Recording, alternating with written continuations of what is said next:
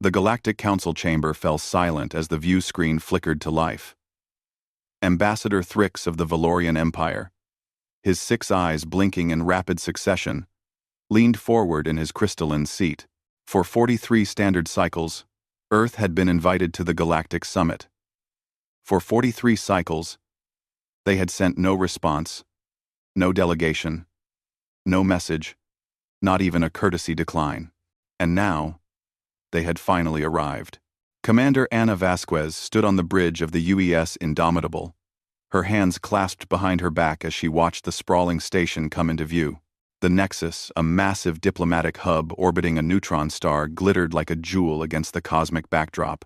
Around her, 2,000 warships held perfect formation, their hulls bristling with weapons that had been forged in secrecy, tested in silence, and prepared for a moment just like this. "All ships report ready status, Commander," said Leo Chen, her tactical officer.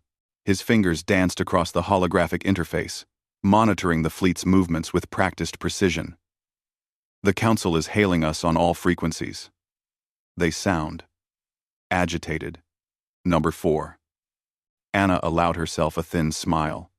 "I imagine they would be. Put them through." The view screen split, revealing the 12 faces of the Galactic Council's ruling members. Species from across the galaxy, the insectoid Vresh, the ethereal Luminae, the hulking Drakmar, all stared at her with expressions ranging from shock to barely concealed fury.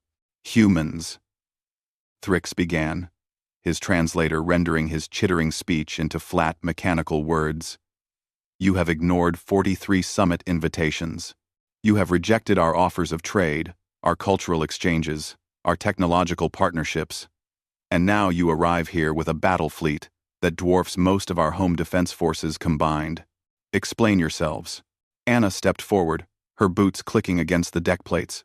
Behind her, Leo adjusted the fleet's formation, a subtle reminder of the power humanity had brought to this meeting. "We didn't ignore you, Ambassador Thrix," Anna said calmly. "We simply weren't ready." "Not ready?"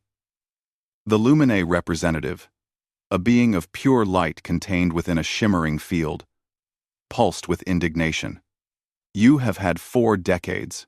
4 decades to join us, to learn from us, to be welcomed into galactic society. 4 decades, Anna repeated. "Yes. Let me tell you what we did with those 4 decades while you held your summits and discussed your treaties." She nodded to Leo, who brought up a series of holographic displays. The council members leaned forward, their various appendages tensing as data flooded their screens. "In year 1, Anna continued, we received your first invitation. We also received intelligence about 17 different factions within your unified council. Factions that had gone to war with each other within living memory. Factions that still maintained territorial disputes, trade embargoes, and cultural grudges." Thrix's mandibles clicked nervously.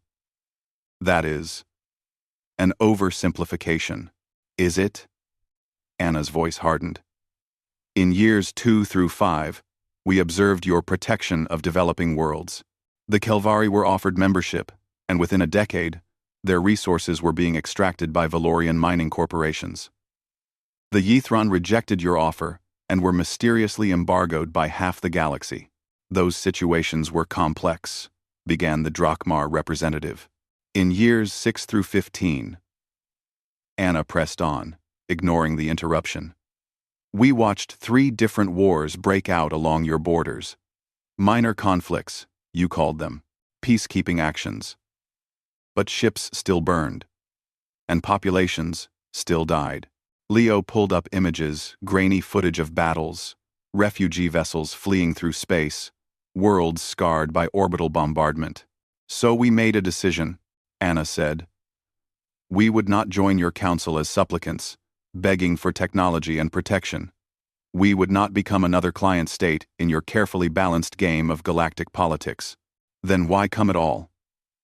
the Luminae demanded. "Why this show of force?" Anna's expression softened slightly.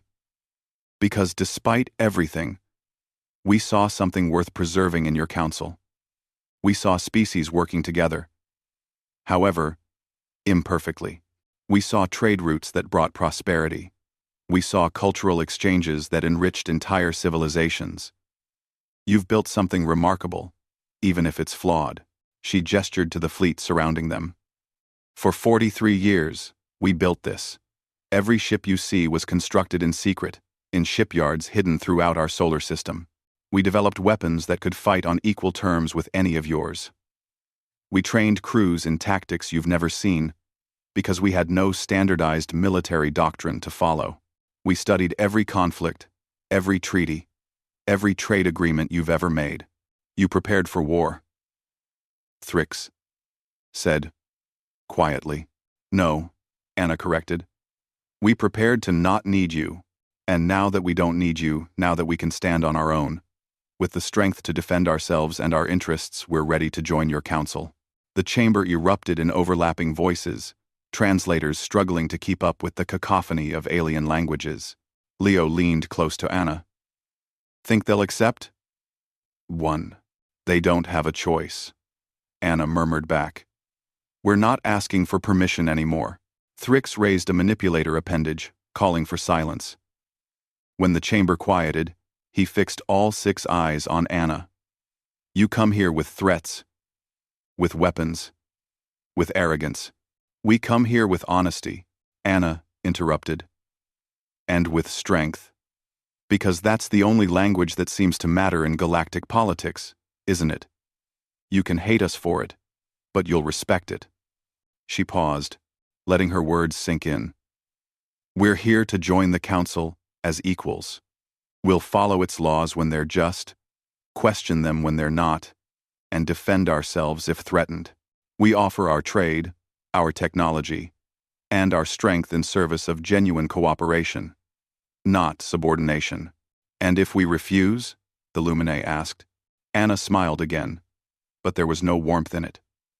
Then we leave, and you'll have a human civilization at your borders that owes you nothing. We'll trade with whomever we choose, defend whomever we choose, and pursue our own interests without your approval. I think you'll find that option far less appealing. The council members exchanged glances, their various forms of body language communicating what words could not. Finally, Thrix spoke. The council will convene to discuss your application. But I suspect, Commander Vasquez, that you will get your wish. Welcome to Galactic Society. May we never regret it. As the transmission ended, Leo let out a breath he didn't know he'd been holding. That could have gone worse. Anna turned to look at her fleet, 2,000 ships. Each one a testament to human determination and ingenuity. It could have. But we didn't spend 43 years building this armada just to be ignored again. She touched the communication panel. All ships, maintain formation. We're not leaving until we get our seat at the table.